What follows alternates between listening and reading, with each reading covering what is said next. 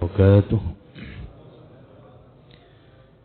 Alhamdulillah, wassalatu wassalamu ala rasulillah Sayyidina Muhammad ibn Abdillah wa ala alihi wa sahbihi wa mawala, la hawla wa la quwata illa billah, ma ba'd. Hadratul Kurma'ul Fudala yang sangat saya muliakan, para jemaah dan pengurus Masjid Al-Maghfirah. Alhamdulillah, karena kita berada di 10 akhir bulan Ramadan, ada beberapa hal yang perlu kita kaji, baik amalan yang sunnah ataukah amalan yang wajib. Pertama, Abu Sa'id Al-Khudri, seorang sahabat, beliau menceritakan, "I'takafa Rasulullah asyral awal." Dulu kami pernah di awal 10 hari pertama, Nabi melakukan iktikaf di masjid. Kami pun kemudian beriktikaf bersama Rasulullah di bulan Ramadan di pekan pertama. Fa'atahu Jibril, lalu kemudian Jibril datang kepada Rasulullah dan Jibril berkata, "Innalladzi tatlubu amamak." Muhammad, yang kamu cari tidak ada di 10 hari pertama, yang kamu cari masih berada di hadapanmu. Artinya apa? Artinya fadilah, keutamaan, nilai terbesar dari Ramadan bukan di pekan pertama, bukan di 10 hari pertama. Sementara di lingkungan kita, semangat melakukan tarawih, semangat datang ke masjid, ini di awal-awal bulan Ramadan, Mbak. Di malam pertama tarawih, masjid penuh, gang tutup, di mana-mana semua ramai, Pak. Malam kedua masih mending, bahkan ada sebagian ibu-ibu yang sebelum orangnya berangkat, sejadahnya sudah berangkat duluan. Kok bisa dititipkan ke tetangganya? Mbak Yu nitip sejadah. Terus sampean kok kurung budal? Nggih. Kolake durung telas, nggih. Masih ada kolak, masih ada bubur, masih ada makanan-makanan ringan yang lain.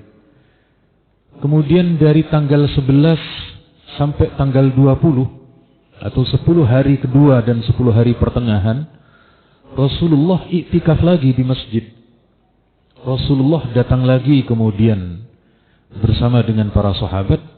Sama, malaikat Jibril berkata, "Innalladzi tatlubu amamak." Muhammad, yang kamu cari masih ada di depan kamu, tidak ada dalam 10 hari yang kedua. Niku di Masjid Al-Akbar niku nggih, cuma memang lampunya dipadamkan karena salat malam. Makanya ini yang diamalkan oleh Nabi kita, sebagaimana yang dikatakan oleh Aisyah.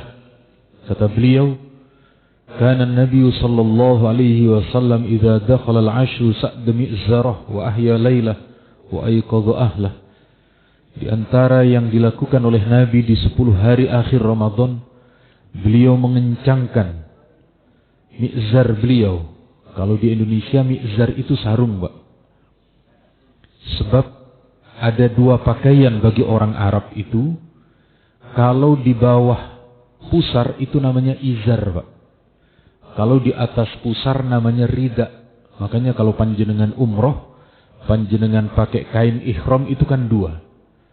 Ada yang dililitkan di bagian bawah, ada yang diselendangkan di bagian atas. Nah, kita itu namanya sarung, Pak. Sarung atau sejenis kain dan macam-macam. Ada juga celana sarung. Sarung tetapi dijadikan celana, ada juga. Nah, jadi sekali lagi, monggo kula kali panjenengan ibadah tarawih itu estafet panjang, Pak. Jadi kalau dihabiskan, diforsir di depan, sekarang melemah. Nah, tetapi hari ini mulai tadi malam dan seterusnya kita mulai ngegas lagi. Tapi ya tetap ini sesuai dengan kadar kemampuan kita. Jangan kemudian di luar kemampuan, jangan. Sebab untuk Lailatul Qadar ada beberapa cara, Pak. Tidak harus kemudian di masjid melulu, tidak. Ini yang terdapat dalam riwayat sahabat Anas, kata beliau, "Al-amal fi Lailatul Qadar was sadaqah was salah was zakah afdal min alfi syahr." amal ibadah apapun yang di situ ada nilai kebaikan, apakah yang berkaitan dengan sedekah, zakat, sholat, maka kemudian akan memiliki setara nilai ibadah 84 tahun. Jadi 83 atau 84 kulo kali panjenengan dalam hal ini ketika memang memiliki kemampuan ke masjid di langkung saya, tapi mungkin karena kondisi ataukah ada di antara istri anak kita yang sedang berhalangan yang tidak bisa ke masjid, niku bisa dengan bersedekah, saat niki model transfer dan seterusnya. Pun kemudian saat menikah kita akan membahas zakat fitrah, Pak. Zakat fitrah niki bagian dari kewajiban, Pak. Bagian dari kewajiban di bulan Ramadan. Imam Muslim meriwayatkan, niki kitabnya Sahih Muslim.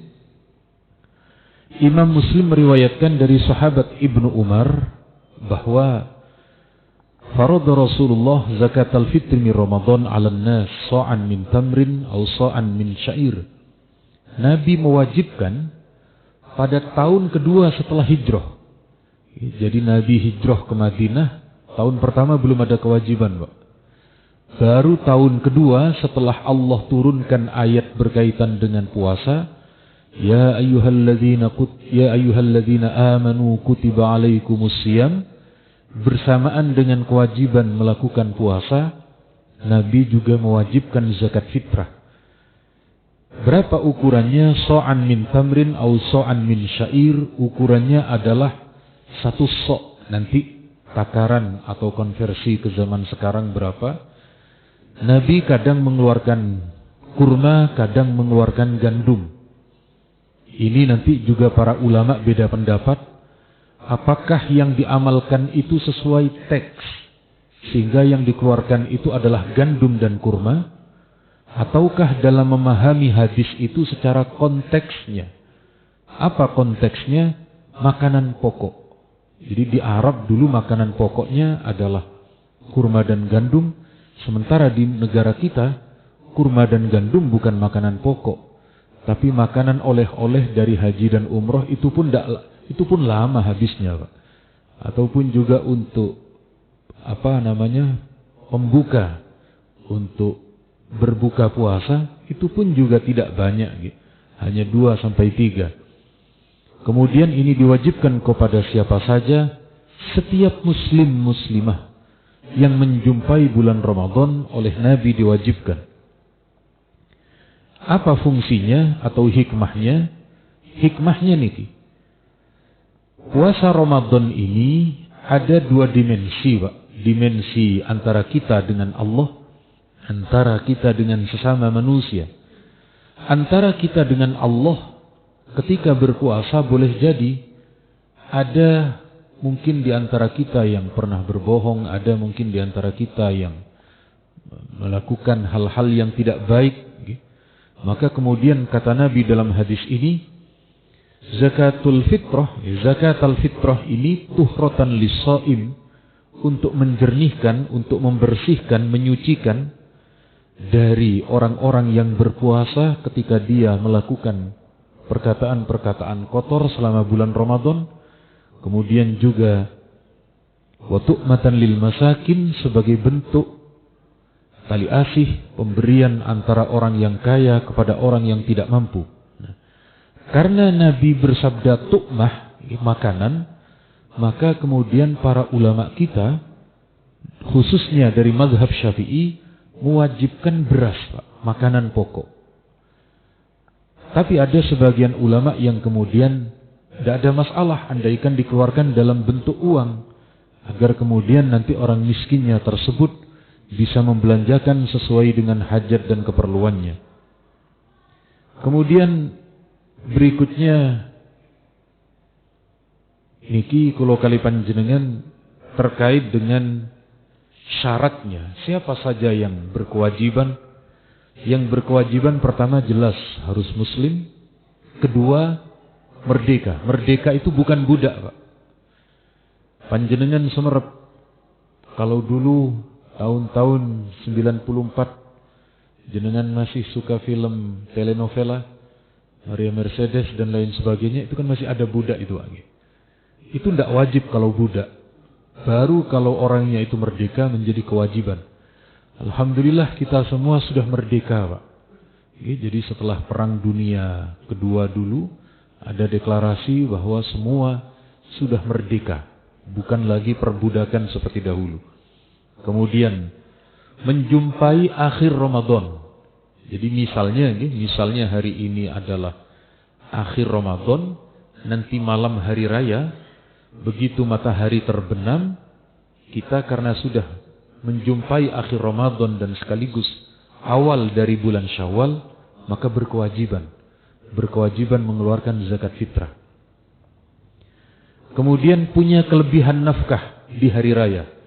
Alhamdulillah kula kali panjenengan oleh Allah soal rezeki tidak diberi kekurangan, bahkan berlebih. Kemudian berikutnya siapa saja yang berkewajiban? Pertama adalah diri sendiri Pak. Panjenengan wajib mengeluarkan zakat untuk Anda sendiri. Pertama. Kedua adalah orang yang berada di dalam nafkah kita. Istri, anak. Kula anak 5 Pak. Kocek katai, bojo kula rotok sensitif, dipegang sedikit meteng Pak, gampang meteng, karena dulu setelah istri niku kemudian mau suci, kula ke dokter bidan niku. Lah bidannya ternyata pas lagi mudik, pas lagi pulang kampung, bulan berikutnya datang, kata bidan sudah isi. Kula sing diseneni kali Bu bidan. Kula bilang, dulu saya kesini Bu dokter tidak ada, kula ngatakan.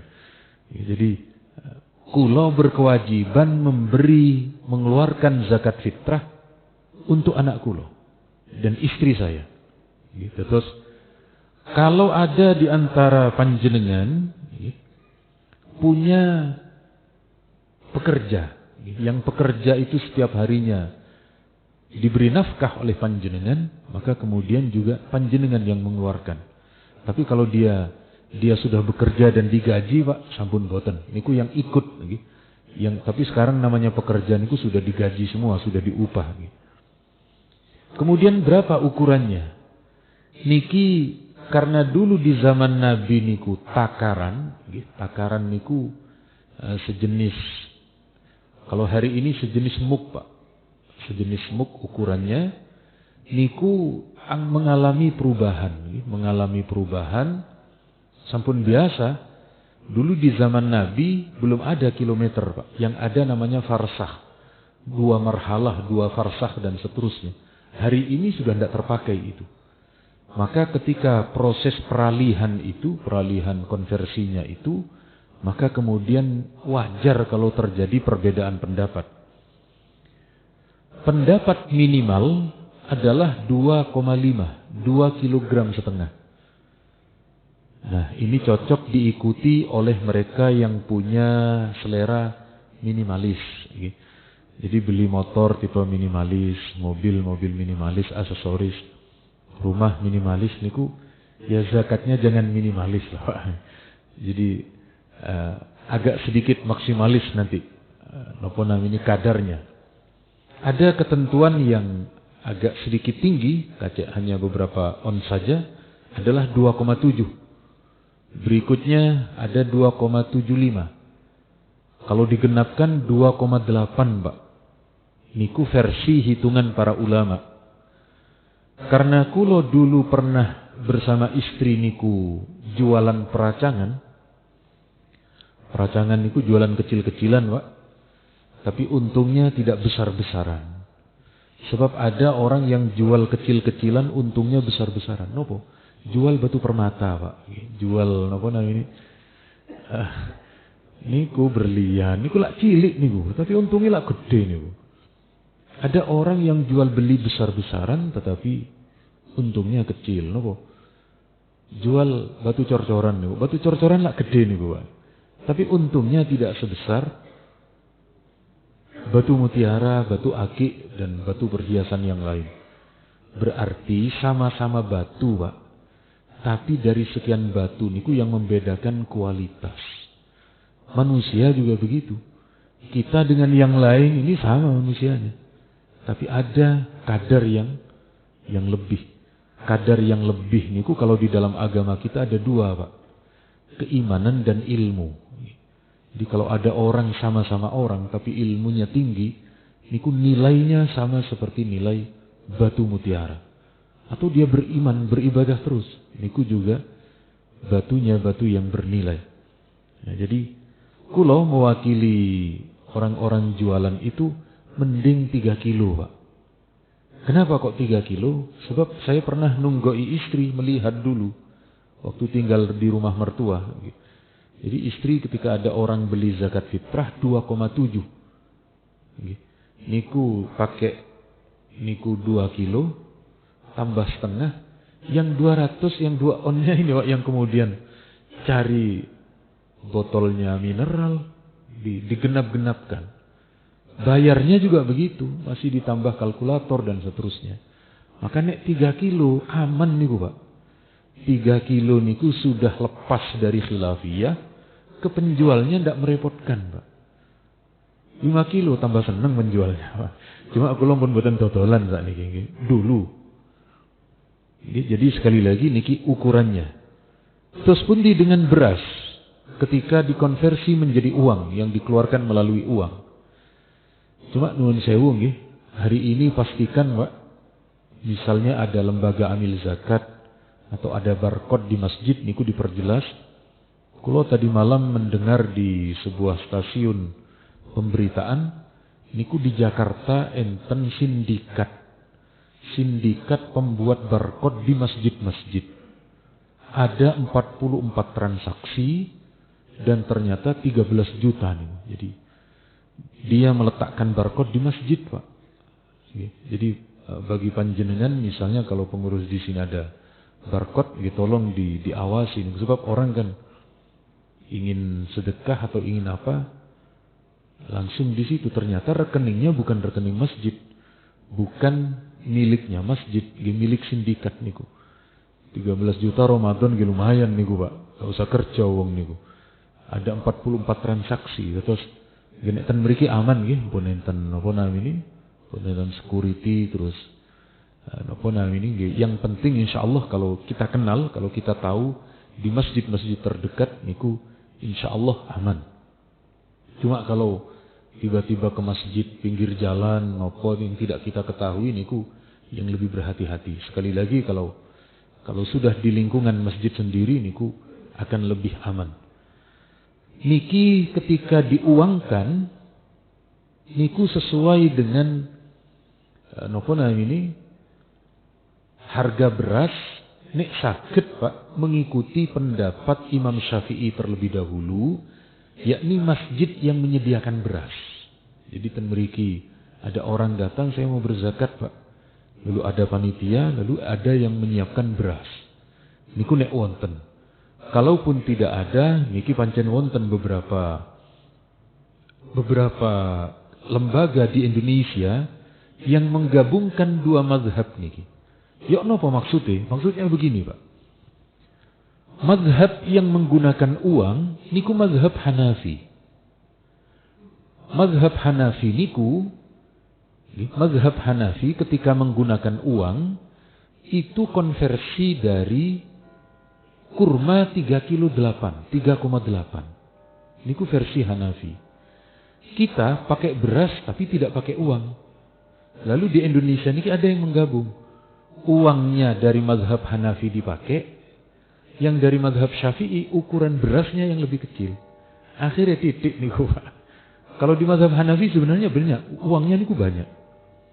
Kalau niku kurma, misalnya hari ini kurma niku adalah 30.000, lalu niku 3,8 kilo, berarti kan hampir 4 kilo niku, Pak.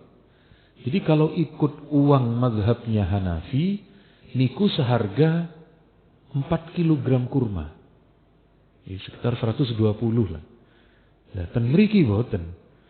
Uangnya diambil dari mazhab Hanafi, ukuran takaran berasnya ikut mazhab Syafi'i. Akhirnya 50.000, Pak. Tapi nggih boten masalah wong enten sing napa namine. Tetapi sebaiknya kula kali panjenengan Nek bagi kulo pribadi, kulo tetap mengeluarkan beras, Pak. Sebab hadis yang di awal tadi, zakat fitrah itu adalah memberi makan. Kalau diberi uang, Pak, boleh orang tersebut nanti membelikan baju, boleh. Kalau baju yang dibeli, sekarang ini 50.000 ndak dapat baju itu, Pak. Kalau 50.000 dibuat nopo sakniki? Beli pulsa, Pak. Khawatirnya orang niku beli pulsa, beli paketan, ataupun beli hal-hal yang kira-kira tidak menjadi kebutuhan primer bagi mereka. Kemudian sinten mawon yang niki soal waktu, soal waktu pengeluaran zakat fitrah niku panjang, Pak. Sejak mulai dari malam Ramadan pertama sampai menjelang sholat Id niku adalah waktu yang cukup panjang untuk mengeluarkan zakat fitrahnya. Jadi ada waktu boleh. Boleh itu kapan saja, mulai dari tanggal 1 sampai tanggal 1 Syawal. Kemudian mulai waktu wajib. Waktu wajib niku kalau nanti sudah takbiran, niku sudah mulai waktu kewajiban. Waktu yang utama niku pagi hari sebelum sholat Id. Ini konteksnya dulu di zaman Nabi, Pak. Dulu di zaman Nabi di Madinah kan sekedik, masih sedikit umat Islamnya. Sahabat niku mengeluarkan zakat fitrah setelah subuh sebelum berangkat sambil mengantar. Kalau sekarang di Indonesia tidak bisa nih. Jenengan pagi-pagi bawa beras dimarahi sama takmir, Pak. Kenapa? Takmir menyiapkan untuk hari raya. Maka yang paling pas niku nggih 1 hari sebelum hari raya. Misalnya kira-kira nanti penetapan Idul Fitri, hari ini kalau kali panjenengan baru ke panitia, lalu malam harinya pendistribusian. Jadi kalau kali panjenengan geniku mengikuti dalil hadis itu jangan tekstual. Tekstual kalau kali panjenengan ada beberapa yang kesulitan, Pak. Kemudian sinten mawon yang niki teknisnya niki. Jadi teknisnya ada di antara kita yang kemudian datang ke takmir, datang ke panitia atau datang ke amil. Nek saged, Pak, khususnya panitia niku dituntun. Dituntun, Pak, monggo niki ada tuntunan di dalam agama kita. Pertama, mengeluarkan zakat niku harus ada niat, lalu ada doa nanti. Disinilah kemudian kulo kali panjenengan yang namanya masjid memberi servis, memberi pelayanan, Pak. Sebab kalau datang niki zakat kulo terus ditinggal, niku secara pelayanan kurang, secara pembimbingan juga kurang. Terus nanti dipilah, ini zakat saya, ini zakat anak-anak ataupun istri yang berada dalam tanggungan nafkah saya. Baru kedua, dari pihak panitia didoakan. Ajarakallahu fima a'tait. Kalau tidak bisa Arabnya, Indonesianya. Semoga zakat yang Anda keluarkan ini oleh Allah diberikan pahala dan dijadikan penyuci bagi Anda.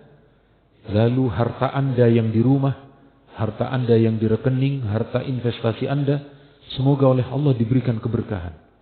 Lalu dijawab dengan pemberi berdoa, Rabbana taqabbal minna innaka antas samiul alim. Nah, ten meriku enten kepuasan, Pak, enten kesenangan dan seterusnya, ketenangan dan juga kepuasan batin. Kemudian sinten mawon yang berhak niki yang berhak kalau di zakat fitrah niki adalah fakir dan miskin, Pak. Fakir, miskin, mu'allaf dan juga amil. Nanti ada penjelasannya. Sinten fakir miskin niku, kalau di dalam bahasa Indonesia fakir miskin itu sudah menjadi satu rangkaian bahasa. Kalau secara dalil di Quran, di fikih niku beda, Pak. Fakir, nuwun sewu, lebih sulit kondisinya daripada miskin. Langkung gampangan nih, fakir lebih melarat daripada miskin.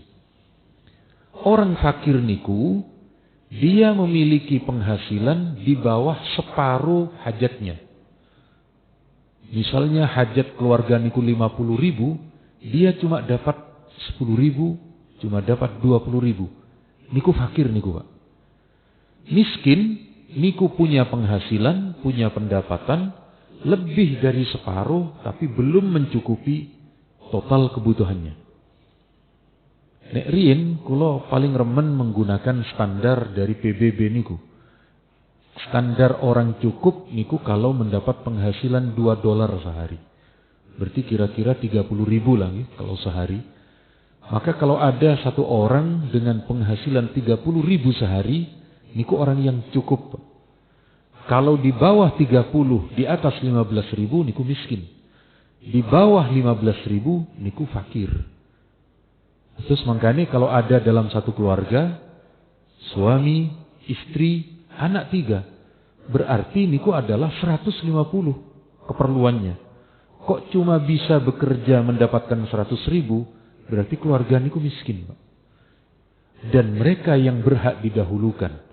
Makanya kula kali panjenengan perlunya mendata dengan Pak RT, Pak RW, niku supaya tepat sasaran. Dan nuwun sewu, Pak. Zakat fitrah niki sanes anter-anter niki. Nopo anter-anter maksudnya? Ada satu orang di dekat masjid, Pak, pun gada mobil, anak pun pinter-pinter, pun sekolah, pun nyambut damel. Ketika pembagian zakat fitrah, orang yang mampu ini ndak dibagikan. Muring-muring kan masjid, Pak. Kabeh dikei, aku gak dikei. Loh niki bukan untuk orang yang mampu niki. Justru kalau ada orang mampu diberi zakat fitrah, dikira orang miskin, Pak. Jadi kulo kali panjenengan sanes dum-duman niki. Sanes tonggo enten selamatan terus ngeter-ngeter niku sanes niki khusus wau di dalam hadis Nabi, di dalam sekian riwayat memang untuk fakir miskin. Kulo tadi malam enten sing ngeteraken. Ada yang ngantar tadi malam ke rumah saya ngantar zakat. Kulo tolak, Pak. Loh, saya bukan orang miskin. Tapi makso, ya sudah. Nanti saya salurkan, saya berikan kepada orang yang lebih miskin. Gini awak dhewe mboten enten kurangi, Pak. Kabeh nggih kurang, Pak. Mantun niki kurang setunggale, mantun niki gak mari-mari nek niku. Tapi yang menjadi ukuran itu adalah di hari ini apa yang kita makan lebih niku sampun sanes orang miskin. Jadi sekali lagi niku yang berkaitan dengan teknis pelaksanaan dalam mengeluarkan zakat fitrah, aturan-aturannya dan seterusnya. Keranten niki Ramadan, Pak, dan panjenengan kula yakin sudah bangun mulai sebelum jam 3, maka biasanya setelah subuh niki adalah waktu paling nikmat, Pak. Damel napa, Pak? Dia kata Gus Baha, tidur itu adalah ibadah paling nikmat untuk menghindari dosa-dosa yang lain. Monggo menawi wonten pertanyaan, kula sumanggaaken sampai 5:30 mawon. Nek ningali ngantuke kadose mboten enten sing tanglet niki. Tapi jelas nggih. Dimengerti nggih? Nggih wong mantuk-mantuk sedaya, Pak. Cuma mantuk-mantuknya niki napa perlu ditafsir niku. Monggo.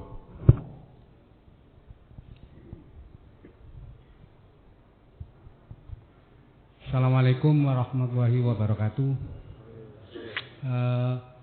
Terima kasih atas penjelasannya masalah zakat.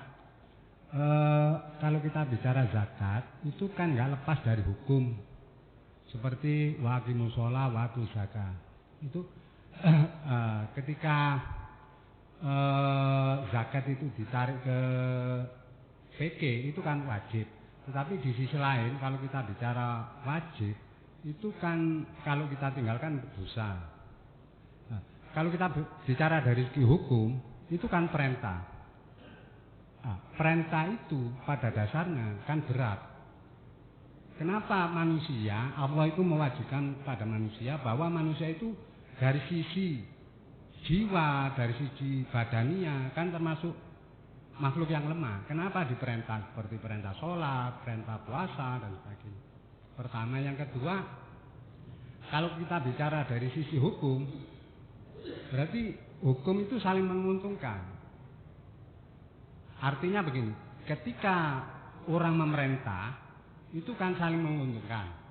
Tetapi ketika Allah memerintah kita zakat, kita puasa, kita sholat, itu secara biologinya kita dapat pahala dan sebagainya.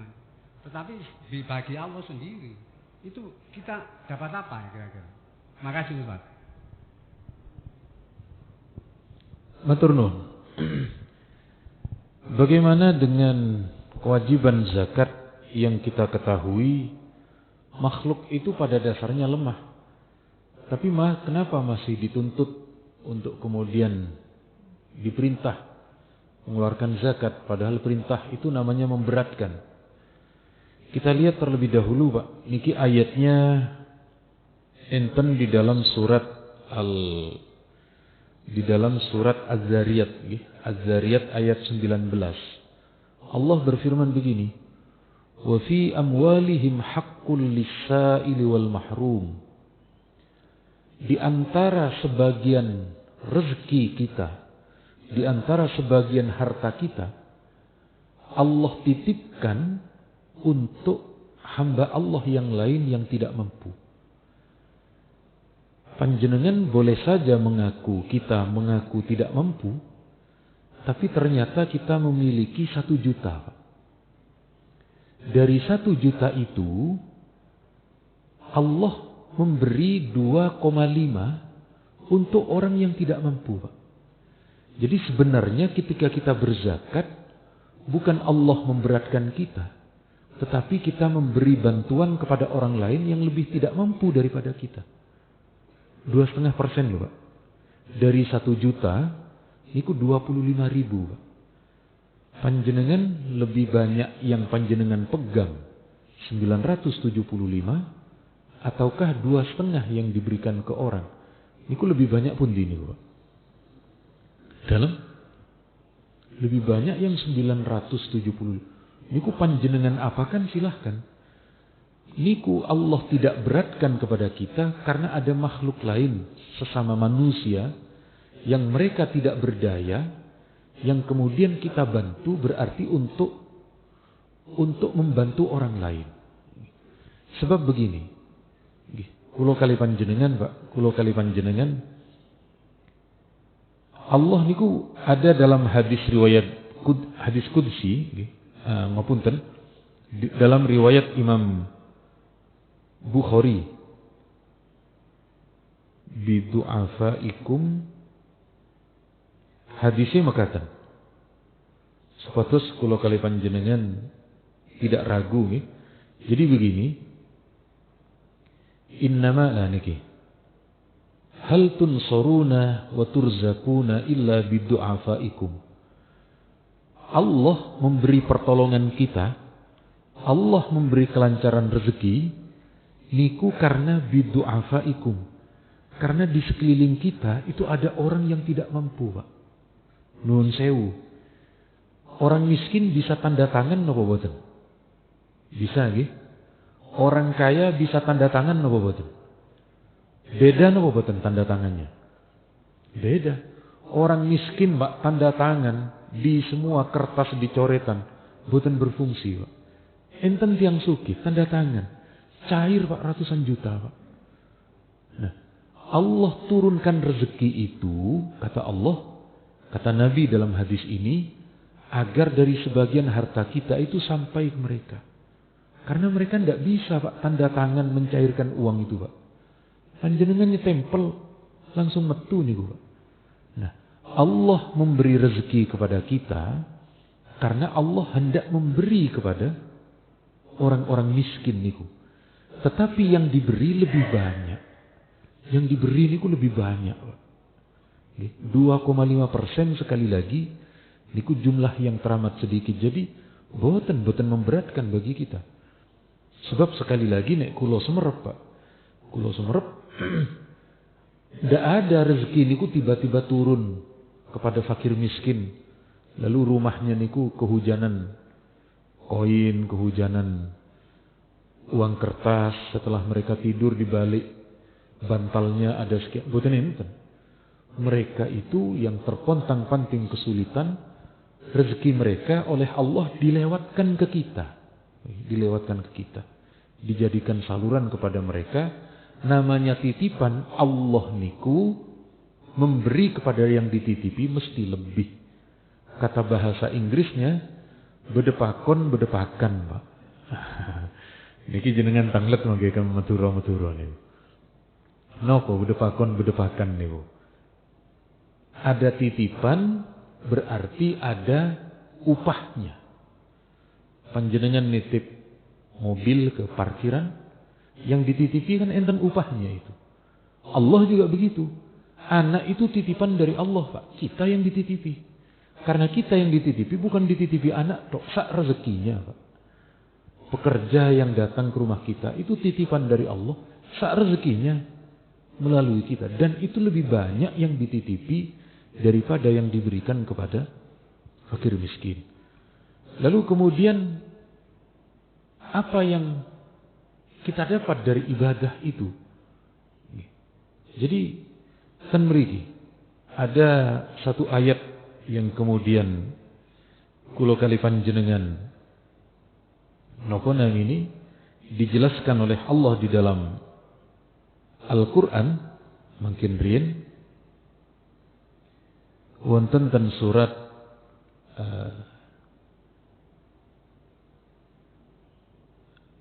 niku ayatnya ya napa ini la in syakartum. Niku ayat sampun populer. Niki ayatnya di dalam surat Ibrahim. Sanis mungkin sanis niki wallahu ghaniyun. Niki sekedap supados. Jadi Allah menika tidak memerlukan terhadap ibadah kula kali panjenengan, Pak. Cuma justru kita yang memerlukan terhadap pemberian dari Allah. Niki, kita ambil ayat niki mawon. Niki. Ada ayat niki, Pak. Wa may yashkur anishkur lillah. Hendaklah kita bersyukur kepada Allah. Bersyukur itu menghaturkan terima kasih. Alhamdulillah saya diberi sehat sehingga bisa ibadah. Saya diberi rezeki sehingga bisa begini. Niku mensyukuri nikmat. Niki, Pak. Barang siapa yang mensyukuri terhadap nikmat, maka sesungguhnya nikmat itu kembali kepada dirinya. Andaikan dia kufur kepada Allah, setelah dia diberi nikmat lalu tidak mau beribadah, fa innallaha ghaniyyun hamid. Allah tidak memerlukan ibadah kita, Allah tidak memerlukan apa-apa. Saya beri contoh begini, Pak. Saya beri contoh begini. Niki ada kejadian kula mendapat niki dari salah seorang kiai dan niku diceritakan oleh santrinya. Suatu saat ada Pak, napa namanya mahasiswa kedokteran KKN. Mahasiswa kedokteran niku tugas kerja niku lho. Di suatu daerah terpencil, di suatu napa namanya semacam niku pengabdian niku lho. Karena kehausan beberapa niki minta air. Kalih orang rumah niku dimasakkan air, Pak. Dimasakkan tuyo, dimasakkan teh, disuguhkan, Pak. Niku kan berterima kasih nih. Dokter-dokter muda niki berterima kasih. Meminta sedikit ternyata diberi sesuatu yang banyak. Suatu saat lama kejadian, tuan rumah yang punya anak niku, anaknya kecelakaan, Pak. Anaknya kecelakaan, kemudian kondisi sudah berubah, serba tidak mampu dan seterusnya. Lalu dibawa ke rumah sakit. Ketika ditangani, dokter yang nangani niku dokter yang dulu dibantu. Niku kemudian dokternya yang membantu, Pak. mulai dari segalanya dan seterusnya. Artinya apa? Artinya begini, kulo kali panjenengan ketika berbuat baik kepada orang lain, lalu suatu saat kebaikan itu akan kembali kepada kita, sinten yang mempertemukan niku Pak? Yang mempertemukan orang yang berbuat baik dengan balasan dokter yang akan berbuat baik. Tetap Pangeran yang mempertemukan. Kalau bukan Pangeran, Allah yang mempertemukan, boleh jadi ke rumah sakit yang lain, boleh jadi macam-macam. Nah, kulo kali panjenengan, hal-hal yang bersifat kebaikan niku, yang berbuat baik hari ini, beribadah hari ini, karena kita tidak pernah tahu nanti suatu saat, tahun depan, tahun berikutnya lagi, akan kembali kepada kita. Hari ini kulo kali panjenengan tidak perlu berbuat baik, tidak apa-apa Pak. Pangeran tidak butuh kok. Bapak no, coro Pangeran kan ngoten andaikan gitu. Tapi sekali lagi kebaikan niku tetap wangsul. Kebaikan niku tetap kembali kepada kulo kali panjenengan. Makanya kulo kali panjenengan niki semakin banyak beribadah kepada Allah, maka sebenarnya justru kebaikan yang akan semakin banyak kembali kepada kita. Ini Allah Pak pun mari dadekno makhluk yang lain, ismari maneh nyiptakan malih dengan mudah. Tapi itu untuk kulo kali panjenengan. Makanya kulo kali panjenengan niki tidak hanya sekedar ibadah kepada Allah, tetapi juga berbuat baik terhadap sesama manusianya. Saking kulo cekap semanten keranten sampun 5:30 Pak. Yang penting materinya niki nanti kulo bagikan ke jenengan, bisa dipelajari, bisa dibaca-baca. Matur nuwun niku pertanyaan yang memang terkadang memerlukan jawaban secara logis, tidak hanya bersifat dogmatis. Dogmatis kan ini, tetapi ada yang serangkaian di balik ayat-ayat perintah niku yang memang hikmah bisa kulo kali panjenengan ambil. Matur nuwun, kulo doakan mugi panjenengan sedaya pinaringan sehat wal afiat. Mugi bisa sempurna menjalankan ibadah Ramadan dan tetap pinaringan keberkahan dalam semua aktivitas. Amin al-Fatihah.